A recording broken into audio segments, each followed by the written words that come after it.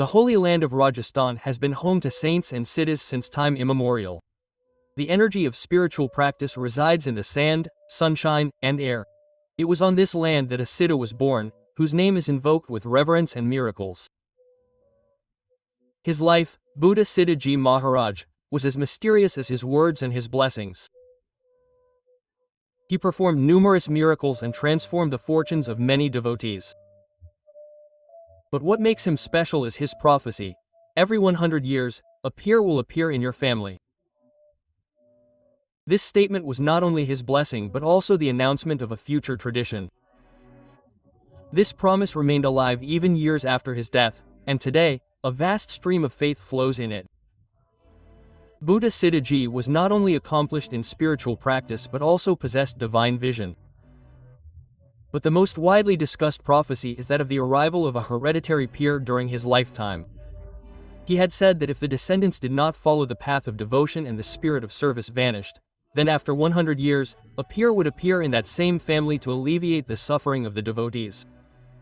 This promise not only beckoned hope to the devotees of the time but also became a divine message for generations to come.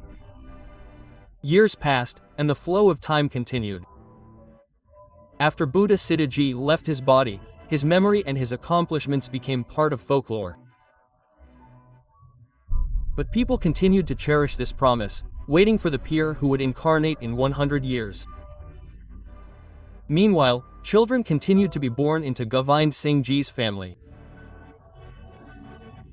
But none brought the divinity that could fulfill Bhabhuta Siddhaji's prophecy. And exactly 100 years later, as if a light from the heavens had descended upon the earth, a divine child was born into Govind Singh Ji's lineage. Nakad Bana Maharaj Nakad Banaji was born like any ordinary child. From his very childhood, signs began to emerge that this child was no ordinary soul. The aura on his face, the depth in his eyes, and the compassion in his nature set him apart from other children. As he grew older, his behavior, his speech, and his aura made it clear that he was the reincarnation of a realized soul. Word spread through villages that perhaps this was the same peer who had been prophesied 100 years earlier. Nak Bana Maharaj's fame grew as people witnessed the miracles he performed with their own eyes. One incident in particular created a stir in the entire region. The family of a young man who had been bitten by a snake and was presumed dead took him to the shrine of Nak Banaji in Solanki Dani.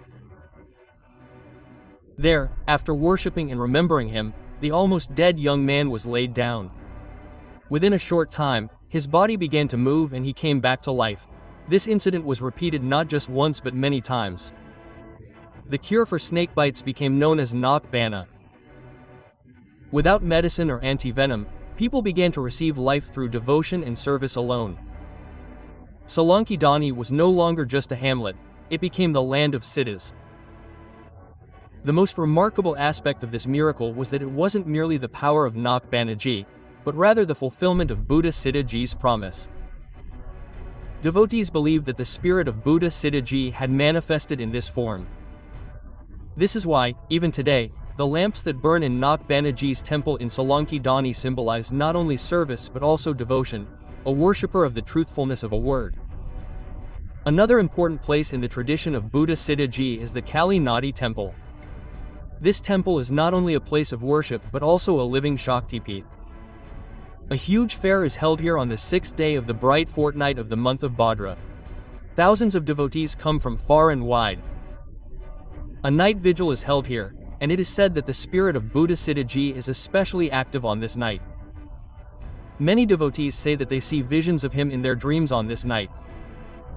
The figure of an old sage appears and offers them solutions to their problems.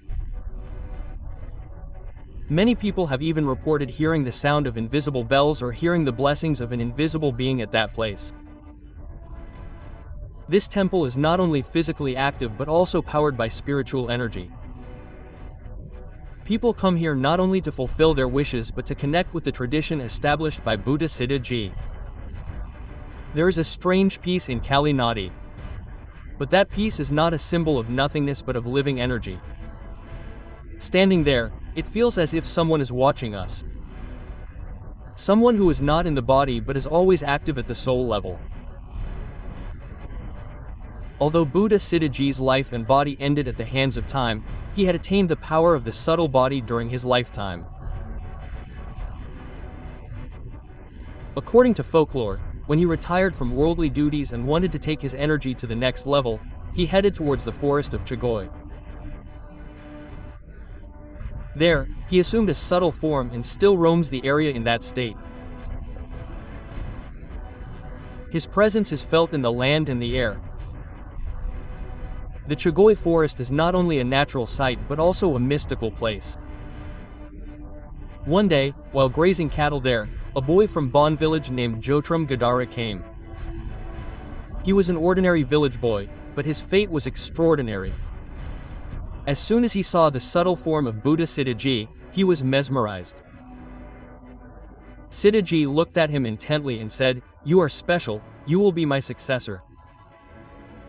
And from there began a new chapter in the guru-disciple tradition.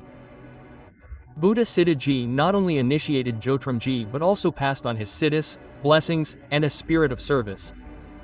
Jotramji dedicated his life completely to serving his guru. After leaving his body, he removed the evil spirits from people, cured the sick, and instilled hope in the lives of many. He was not a doctor, but what he did went beyond the rules of medical science. He was not an astrologer, but what he preached could change fate. He had become not just an incarnation but the bearer of a tradition. Now the question arises, does this tradition continue today? Will another peer come after Jotramji and Nak Banaji? Is the spirit of Buddha Siddhaji still waiting for a worthy soul? The answer to this question is one word: yes. And this yes is proven not only by faith but also by experience. Even today, many experiences occur in the Solanki Dani Kali Nadi area that show that this tradition is still alive. Many children have been observed to possess divine qualities since childhood. Many people report seeing a white-robed saint in their dreams who offered them a way out of trouble, and when they compared that figure to Buddha Siddhaji's image, it matched.